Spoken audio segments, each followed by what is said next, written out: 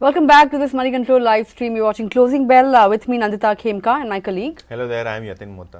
Yatin, one would have thought that we would see a knee-jerk reaction in the market today, in response to the 25% tariff announced on auto imports by the US President. And we did start the day on the back foot, but we saw a very strong recovery kicking in, right? Because the Nifty reclaimed that 23,600 mark. In fact,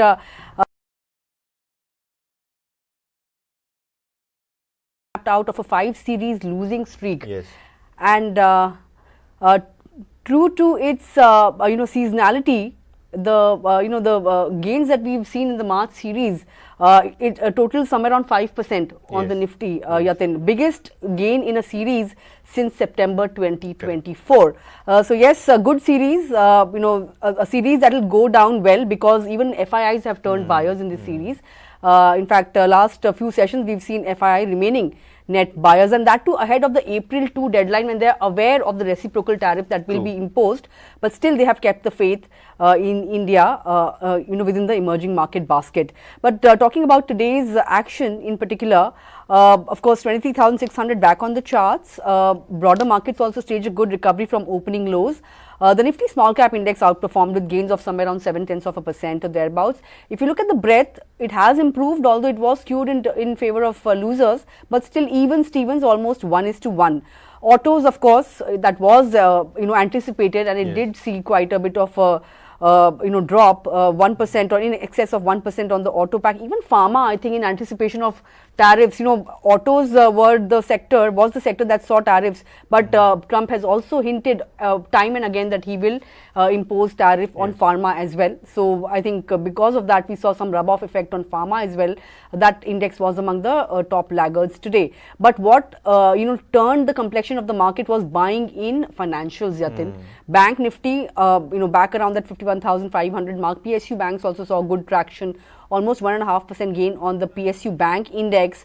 Oil and gas, FMCG were some of the other sectors that did well. In terms of individual movers, autos were down, but Hero Moto was the top Nifty gainer today. I think it's insulated from this tariff impact, which is why the stock was among the top gainers on the index. Bajaj Finserv continues to gain. IndusInd Bank out of F&O ban today, and the stock was among gainers, staged a good comeback. Adani stocks did well, and HDFC Life was also doing well. Trent, on the back of a positive report from Macquarie, was among the gainers. On the laggards or losers front, of course, Tata Motors, that stock will be the biggest loser of this tariff impact, and of course that was reflecting in the stock price as well. Aside of that, Sun Pharma, Eicher Motors as well, Kotak Bank, Airtel, these were some of the other laggards. But Yatin, from the broader end of the markets, one stock that caught my eye was Capri Global. Yes. Tumbled 28% from the day's high today. I mean, I don't know if there was any trigger or not, but that was one of the top laggards. And more importantly, Capri Global not a liquid stock, so probably we have seen aggressive buy sell which has come in for the stock. But the mid cap end of the market quite good. In fact, the small cap index was up more than 1%. Mid cap index almost 0.5% higher. Advanced decline ratio on the National Stock Exchange was almost 3:2.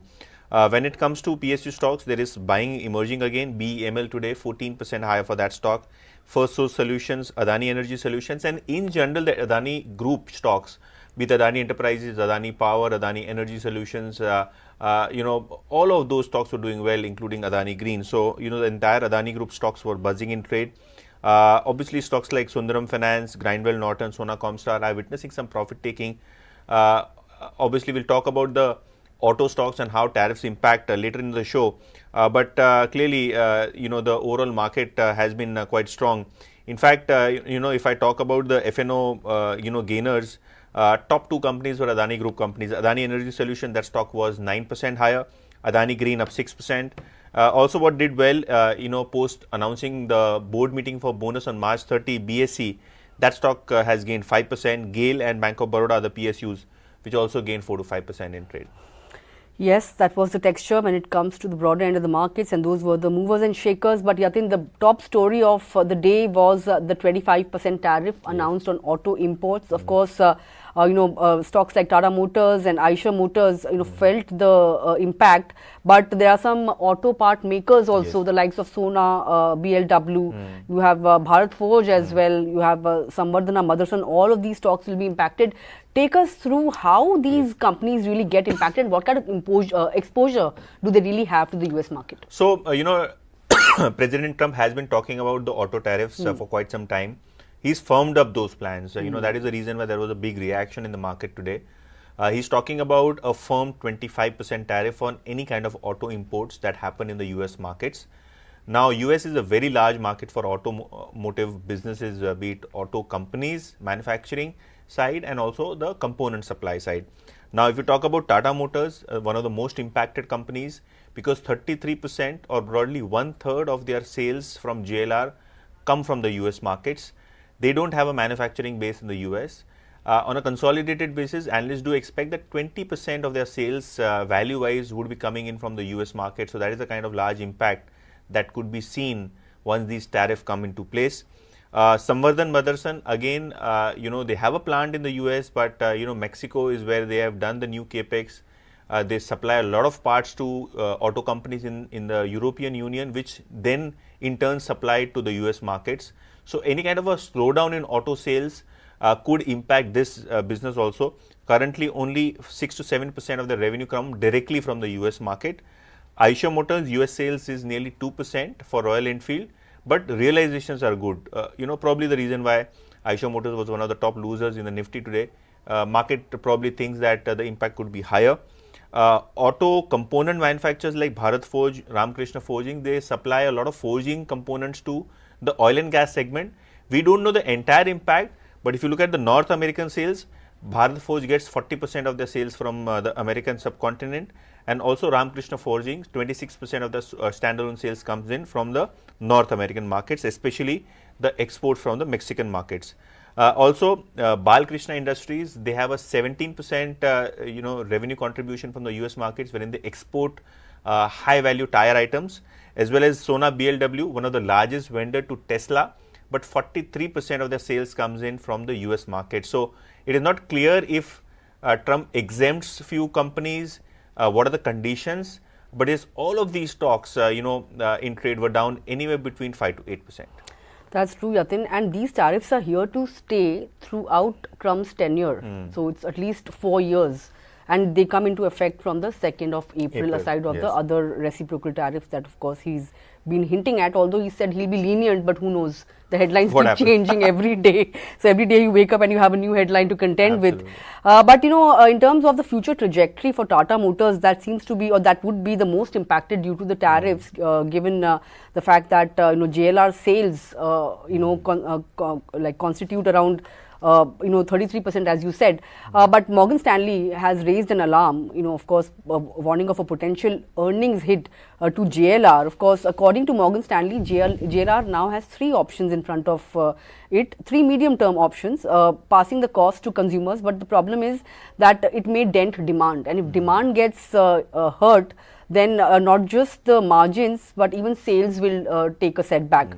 So that option is also there, but that will prove to be negative for the company. Cutting expenses, that happens over time. It's not something that it can do immediately.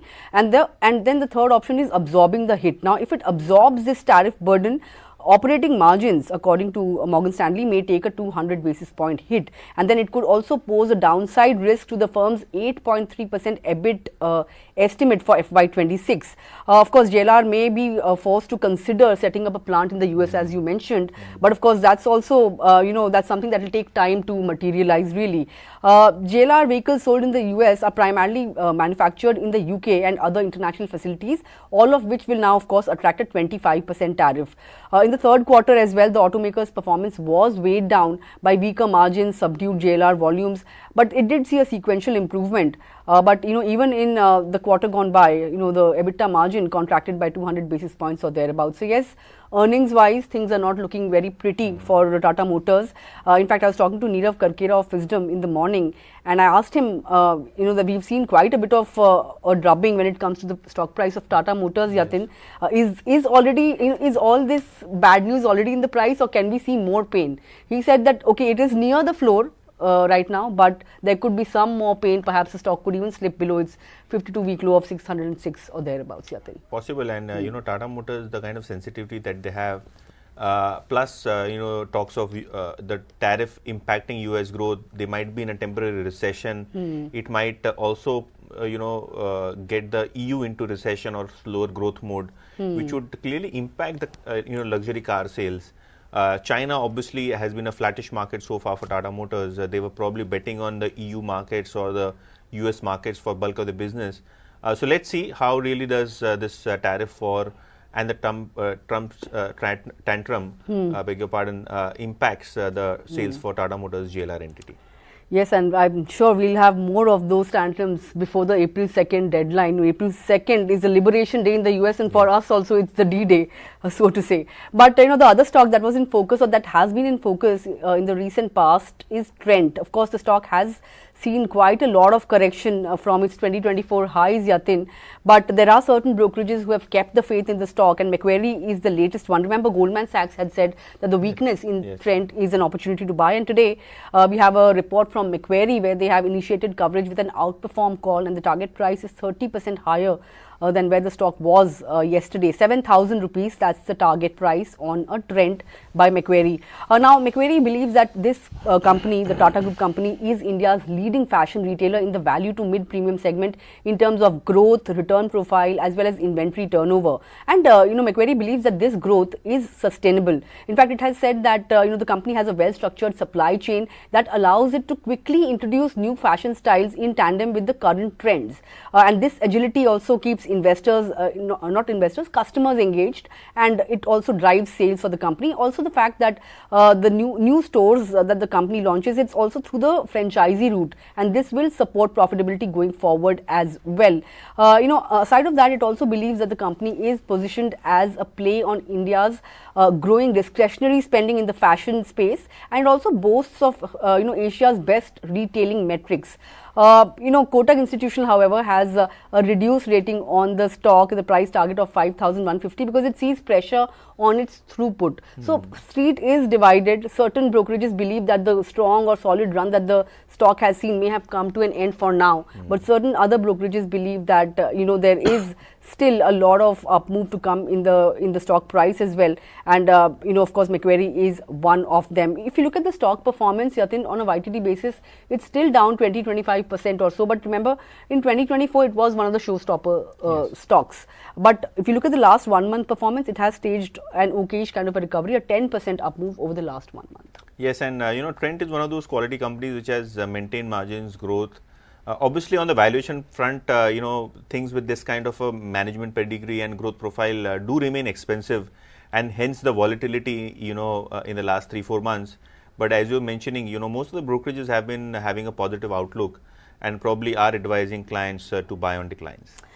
That's true, Yatin. But one other stock that's on my list today is L&T, and the stock has been in news, right, over the last few days, consistent order wins. But yesterday, I think it bagged that 15,000 crore rupee order. It was the most important one, given the fact that it's the largest order in its history, being the $4 billion offshore gas project from Qatar Energy LNG, right? And CLSA today has come out with a note. It has an outperform rating, and target price is at 4,151, which implies a 20% upside from yesterday's close price. In fact, it has said that strong order inflows and resilient capital expenditure in the Gulf region, this is the reason why, of course, the brokerage is positive on this particular stock. It sees this order as a major transformational shift for the company, given the fact that the company now comes, in the same category as top tier international companies in the sector that handle multi-billion-dollar projects, right? Aside of that, it has also mentioned that the company is poised to beat its earlier order inflow guidance of 10% to 15% or so. And of course, the strong catalyst going forward would be the rise in core engineering and construction inflow, as well as margin trajectory if it improves. Yes. And of course, if any action the company takes to improve the return ratios as well. But I just want to point out that BNP Paribas also came out with a report where the target price is higher, 4,435. They've also dismissed any concerns regarding, oil-related slowdown in the Gulf region. True. Because ordering activity remains solid in excess of $270 billion, and that's expected to remain intact. But the most important part from the BNP Paribas report is the fact that they believe that core EBITDA margin is likely to improve from 8.3% in FY25 to 8.6% in FY26. I think margin was one concern area for L&T. So if that improves, I think that could be a catalyst for the stock going forward. In the last 1 month or so, the stock is already up somewhere around 10%. Absolutely, and the recent order wins and the focus on overseas markets is something that L&T has been talking about in the last few conference calls as well. Well then, those were all the stocks on our radar this afternoon. Of course, it was a good close, and of course, tomorrow marks the end of the financial year as well, given the fact that Monday 31st is a market holiday. So yes, at least we've ended the March series on a positive note, and that's something that something positive to take out from today's session as well. But with that completely timed out on this edition of Closing Bell, thanks a lot for tuning in. But you guys stay tuned to Money Control for all your other news and updates, and I'll see you tomorrow morning at 9 a.m. Thank you.